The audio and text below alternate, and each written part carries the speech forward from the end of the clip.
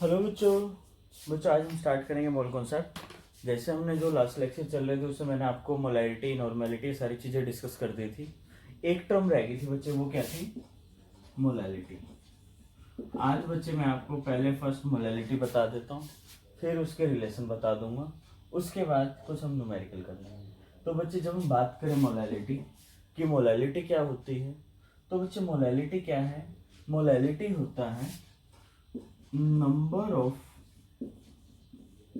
mole of solute present in 1 kilogram of solvent। ये चीज आपको याद रखना। मोलैरिटी में क्या था? Number of mole of solute present in 1 litre of solution. यहाँ क्या है? 1 किलोग्राम ऑफ सॉल्वेंट, यानी कि यहाँ सॉल्वेंट का क्या है? मास। तो बच्चे जब मैं बात करूं एम, ये क्या होगा? N by mass of solvent. अगर बच्चे किलोग्राम में है तो ये एन है, एन क्या? नंबर ऑफ मोल, यानी कि इसको हम ये भी लिख सकते हैं W by M divide by, इसको हम m1 लिख दें, इसको m लिख दें। अगर ये किलोग्राम में है तो यही हो जाएगा। अगर हम इसको ग्राम में लें तो क्या होगा? तो m क्या होगा?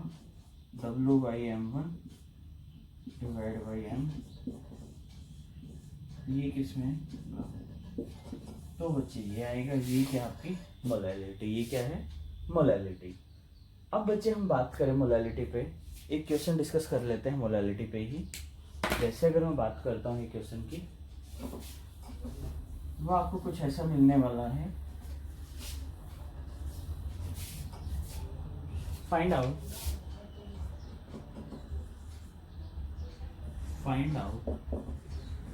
Molality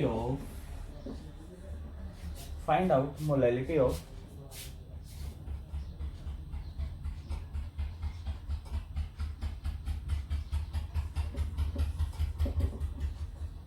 sodium hydroxide solution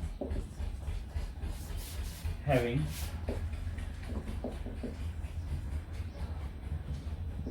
4 gram in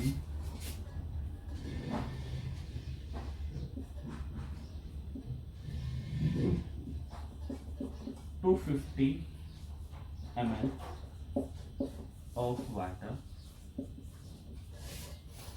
बच्चे ये दिया होगा 250 ml ऑफ वाटर में 4 ग्राम क्या दिया आपको? Sodium hydroxide. तो क्या निकालनी है आपको? मोलैलिटी निकालनी है। तो बच्चे उसके लिए हम क्या करेंगे? तो आपको सिंपल कुछ नहीं करना। अब बच्चे यहाँ अगर मैं बात करूँ डेंसिटी, यहाँ डेंसिटी मेंशन नहीं है। अगर मैं डेंसिटी बात करता हूँ डेंसिटी ऑफ वाटर, तो बच्चे वाटर की डेंसिटी क्या होती है? अप्रोक्स। जबकि ये हम बात करें 4 डिग्री सेल्सियस पे होती है। जैसे टेम्परेचर राइज करते हैं क्या हो जाती है? कम हो जाती है। बट हम जनरली मान के चलते हैं अगर मेंशन नहीं है तो क्या होगी? 1 होगी। तो इसका मतलब 250 ml इज इक्वल टू 250। तो मोलैलिटी क्या होगी? मोलैलिटी को रिप्रेजेंट करना बच्चे स्मॉल m से याद रखना। तो ये क्या होगी? हमारे पास कितना है? 4 divide by 40 divide by 250 into में, इसे ही कैंसिल आउट हो जाएगा। अब यहाँ क्या आएगा? 0.1, उससे एक जीरो और हो जाएगी, यानी कि इसको मैं ये कर सकता हूँ कुछ 0.1 था डिवाइड बाई 25 इनटू में, इसको करेंगे तो एक जीरो और आ जाएगी, इससे ये कट जाएगा या नहीं काटना। अगर इसको एज इट इज रखना है तो ये हो जाएगा। तो कितना हो जाएगा?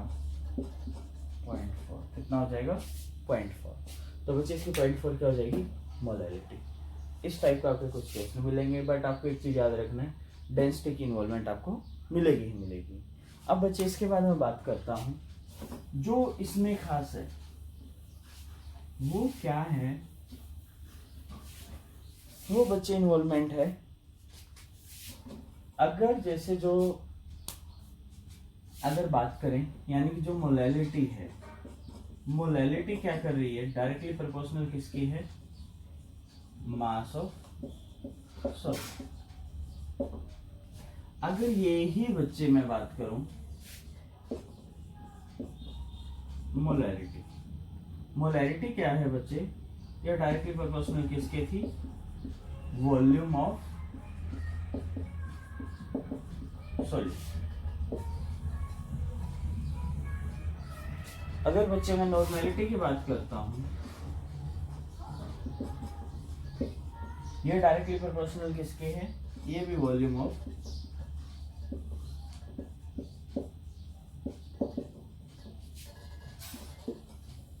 ये बच्चे आप डायरेक्टली प्रोपोर्शनल लगा लो या मैं बोल देता हूँ डिपेंडेंट बोल दूं। अगर आप डायरेक्टली प्रोपोर्शनल को हटा के हमें ये बोल रहा हूँ डिपेंडेंट, यानी कि ये दोनों डिपेंडेंट किस पे हैं, मास of solvent, volume of solution and normality भी क्या है, वॉल्यूम ऑफ सॉल्यूशन पे ही है। अगर बच्चे मैं बात करूं इफेक्ट ऑफ टेम्परेचर, क्या बात करता हूं, इफेक्ट ऑफ टेम्परेचर, अगर मैं टेम्परेचर का इफेक्ट डालूं तो क्या होगा, तो बच्चे क्या होगा, जब मैं टेम्परेचर का इफेक्ट करूंगा यानी कि टेम्परेचर राइज होगा, यानी कि जब टेम्परेचर क्या होगा राइज, जब बच्चे टेम्परेचर राइज होगा तो क्या करेगा, वॉल्यूम क्या होगा एक्सपेंड, वॉल्यूम क्या होगा एक्सपेंड, वॉल्यूम एक्सपेंड करेगा। अगर वॉल्यूम एक्सपेंड करेगा तो इसका मतलब जो आपकी मोलैरिटी है, नॉर्मेलिटी है, ये दोनों किस पे डिपेंड करती हैं, डिपेंडेंट है volume of solution and volume of solution. तो इनके अंदर क्या आ जाएगा वेरिएशन, इसके अंदर क्या आ जाएगा वेरिएशन। तो बच्चे जब भी हम बात करें कि हमने कोई भी सॉल्यूशन लिया है और उसको हम स्टोर्ड करके रख रहे हैं, तो हम उसको नॉर्मेलिटी और मोलैरिटी के अंदर स्टोर करके नहीं रखते हैं, तो हम कौन सी यूनिट यूज करते हैं, तो बच्चे हम यूज करते हैं मोलैरिटी। तो कौन सी यूज करते हैं मोलैरिटी। तो आपसे यही क्वेश्चन कई बार डिस्कस किया, पूछ लिया जाता है कि मोलैरिटी को हम ज्यादा स्टैंडर्ड प्रेफरेंस क्यों देते हैं जबकि मोलैरिटी और नॉर्मेलिटी के लिए। तो इसका रीजन क्या है, मोलैरिटी पे इफेक्ट ऑफ टेम्परेचर नहीं होता है और मोलैरिटी और नॉर्मेलिटी पे इफेक्ट ऑफ टेम्परेचर होता है। इस वजह से हम किसको प्रेफरेंस ज्यादा देते हैं, मोलैरिटी को। आगे होगा बच्चे इतना समझ। अब हम बात कर लेते हैं इसमें थोड़े रिलेशनशिप की। तो बच्चे अगर मैं यहाँ बात करूं रिलेशनशिप में, कुछ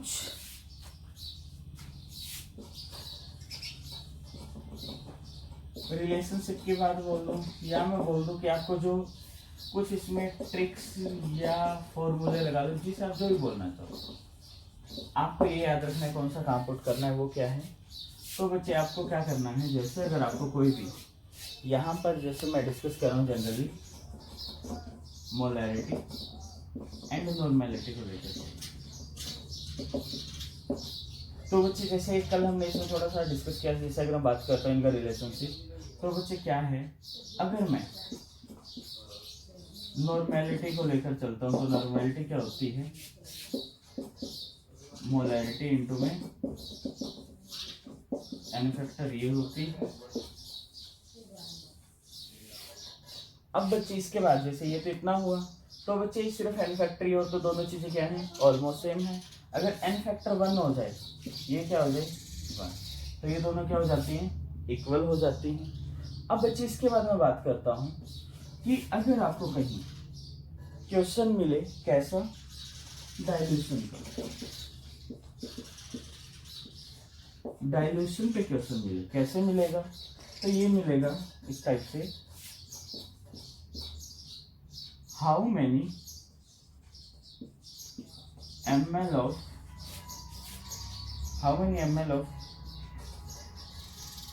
0.1 molar in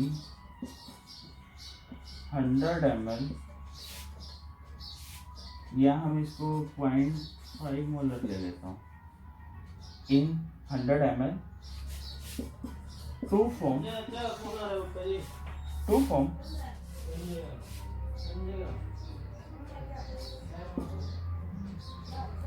0.1 मोलर इन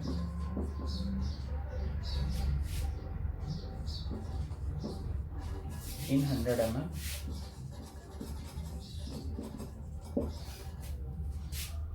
अब बच्चे क्या है, कहते हैं या तो जैसे मैंने ये 100 ml में दिया है, अगर आप ये 100 ml ना भी करो, क्योंकि ये मैंने थोड़ा सा कॉम्प्लिकेटेड कर दिया है, यानी कि अगर आपको नॉर्मल दे दे 0.5 मोलर का सॉल्यूशन है, ये मैंने 100 ml में दिया, आपको एक स्टेप बढ़ जाएगा इसके अंदर, यानी कि आपको ये दिया गया है, कह रहा है कि इसके हमें कितने ml की नीड होगी कि हम इतना सॉल्यूशन बनाएं, यानी कि इसके हमें कितनी नीड होगी कि हम इतना बनाएं। अगर बच्चे ये है तो इसमें आपको पहले इसका मतलब कितने में था, 1000 में आपको कितने में करना पड़ेगा, 100 में करना पड़ेगा। तो इसका मतलब जो आपको दिया गया वो क्या दिया गया, वो दिया गया कुछ ये लगा लो, क्योंकि एक ये है। अगर बच्चे इसको मैं सिंपल कर दो, अगर मैं ये नहीं देता,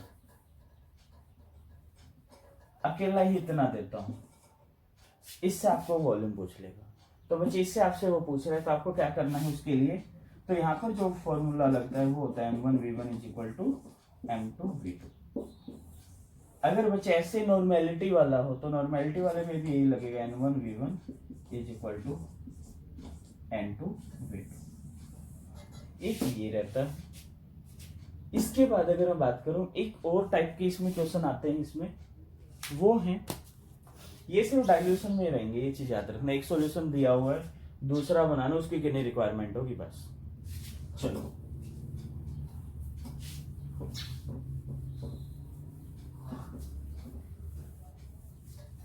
अब बच्चे मैं यहां बात करूं, जैसे एक आपके क्वेश्चन आते हैं मिक्सिंग पे, मिक्सिंग बोल दूं या मैं इसे बोल दूं टाइट्रेशन।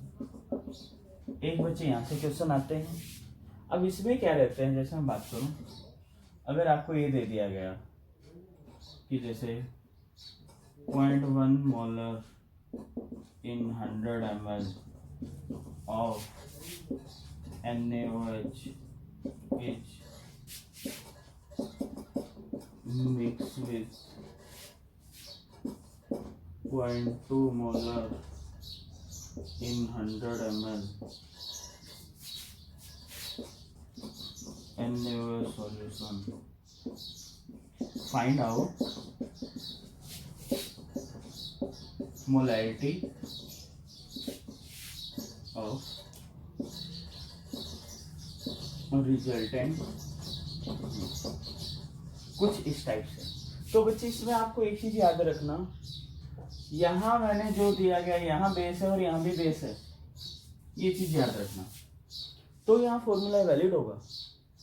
अगर यहाँ आपको बेस दे दिया गया और यहाँ एसिड दे दिया गया, तो ये एज इट इज पुट नहीं होगा, क्योंकि आपको उसके अंदर क्या करना पड़ेगा, पहले उसे इक्वलाइज करना पड़ेगा, उसे न्यूट्रलाइज करने के बाद जो मोल बचेंगे उसके बाद एक निकालना पड़ेगा। तो वहाँ पे फॉर्मूला एग्जैक्ट पुट नहीं बैठता है। तो बच्चे नॉर्मल हम बात करें, अगर आपको इस टाइप का दिया गया है सिंपल क्वेश्चन, तो हम क्या करेंगे, तो बच्चे जब आपको ये दिया गया, तो अगर हमें मोलैरिटी निकालनी है तो क्या होगा, जो उसकी दी गई है मोलैरिटी, जैसे कि जो वॉल्यूम दिया गया m2v2 डिवाइड बाई v1, ये अगर नॉर्मेलिटी की बात करते हो n1v1 plus n2v2 divide by v1 plus